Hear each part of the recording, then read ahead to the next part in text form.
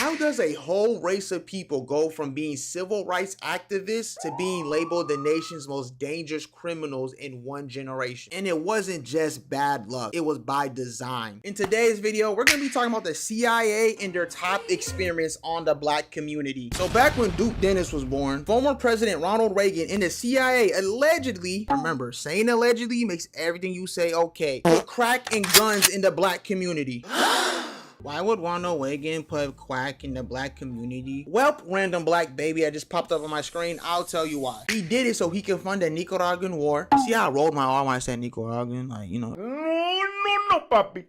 I know black. But by funding the war, Reagan believed he will stop the spread of communism and communist beliefs from reaching the USA. But with the spike in crack in black communities, it led to more people selling it. More people selling it, more people get incarcerated for it. More people get incarcerated for it, more broken families that are created. It also caused higher rates of violence and unemployment amongst the black community.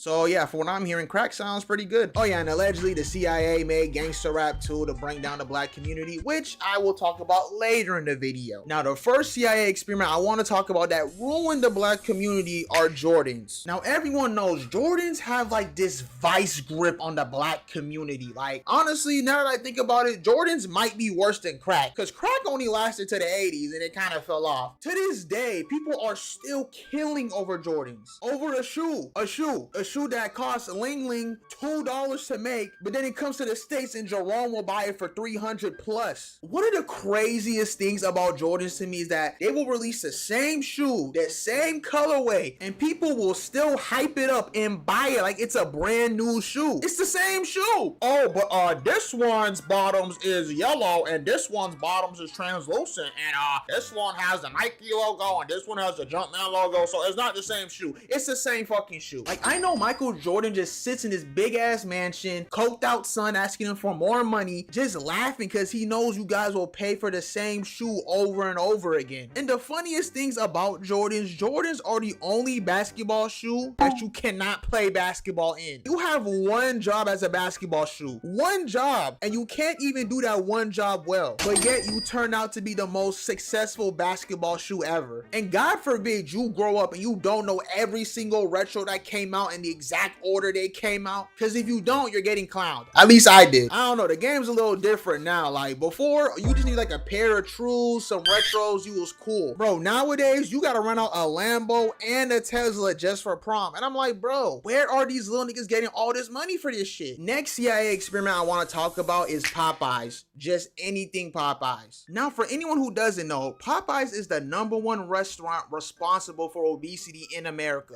I just made that stat up, but it sounds believable. Now, if you ask anybody who's overweight, Popeyes is probably one of their favorite restaurants. That, or they'll tell you that they only eat one meal a day and they don't know why they're so fat. Now, just like the majority of fast food restaurants, you're going to find Popeyes in low-income neighborhoods. Now, I think we all remember in 2020 when Popeyes dropped their infamous chicken sandwich. Now, everyone knows the Popeyes chicken sandwich isn't infamous because it's such a great chicken sandwich. The Popeyes chicken sandwich is so infamous, has so much aura, because in 2020, there were people literally deleting each other just to get this chicken sandwich. And it's like, my God, is that not literally the most stereotypical blackest thing ever? Black man kills other black man over chicken. Like, it sounds so ridiculous, it doesn't even sound real, but it is. And the funniest thing about it too, that's not even the most ridiculous thing involving Popeyes. Because earlier this year, back in January 2025, Popeyes decided to do the most neat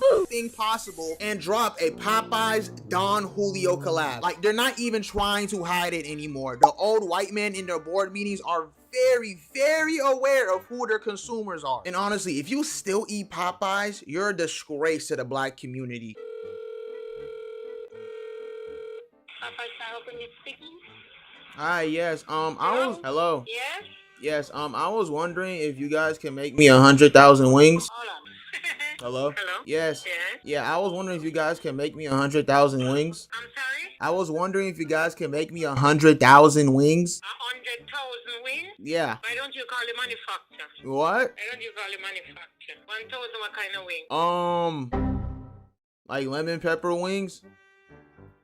Huh? I'm not gonna lie, I just hung up the phone because it sounded like she was actually gonna make the 100,000 wings or send me to someone who could. Anyways, the next CIA experiment I want to talk about is gangster rap. You know, something I realized about conspiracy theories, they all come from this place of not knowing, and it's like your brain's trying to fill in the gaps of what you don't know with its own truth. And for the longest, the conspiracy about rap music is that it was made with the sole intent to paint the black community in a negative light, which sounds a little far-fetched. But when someone who was behind the scenes of one of the biggest gangster rap groups of all time says the CIA made gangster rap, it hits a little different. Really the same people who own the labels own private prisons.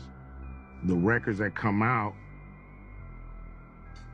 are really geared to push people towards that prison industry. You know, some records are made by committee, meaning record company guys sit around and tell the artists, this is hot, say that, do this. We're gonna have this guy write the lyrics. We're gonna have that. And somewhat, you know, some social engineering going on here to make sure those prisons stay full. So CIA agents aren't literally paying for studio time and writing down lyrics, but they do play a part into how they influence the artists themselves. And look, I'll be the first to admit, rap music will make you feel like someone who you are not. Like 1 second you're just a regular everyday civilian, but all it takes is one song. Now you have an insatiable urge for perks and murder. And when it comes to the female side of rap, it isn't much better. Now, I think at this point, everyone knows what female rap is all about. Shake ass, use men, Don Julio. Coochie at the queen, put some Lulu on his butt. I didn't say it didn't sound good, but the problem with female rap isn't if it's good or not. The problem is the influence it has and the representation it gives. Honestly, what I'm about to say applies to both female and male rap. It just reinforces the stereotype that so many black people have been trying to get away from. But not only does it reinforce the stereotype, it influences the ones who aren't the stereotype to become that stereotype. Whoever came up with the idea of gangster rap is like an all-time CIA agent. He just has to. The next CIA experiment I want to talk about is Atlanta.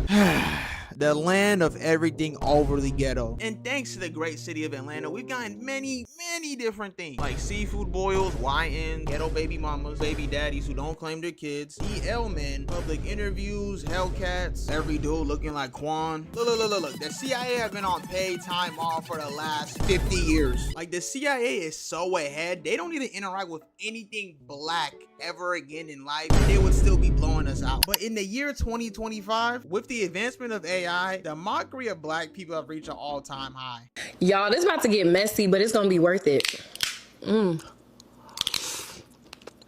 Nah, this hit no different. Come sharking with me, y'all. The ninjas is outside.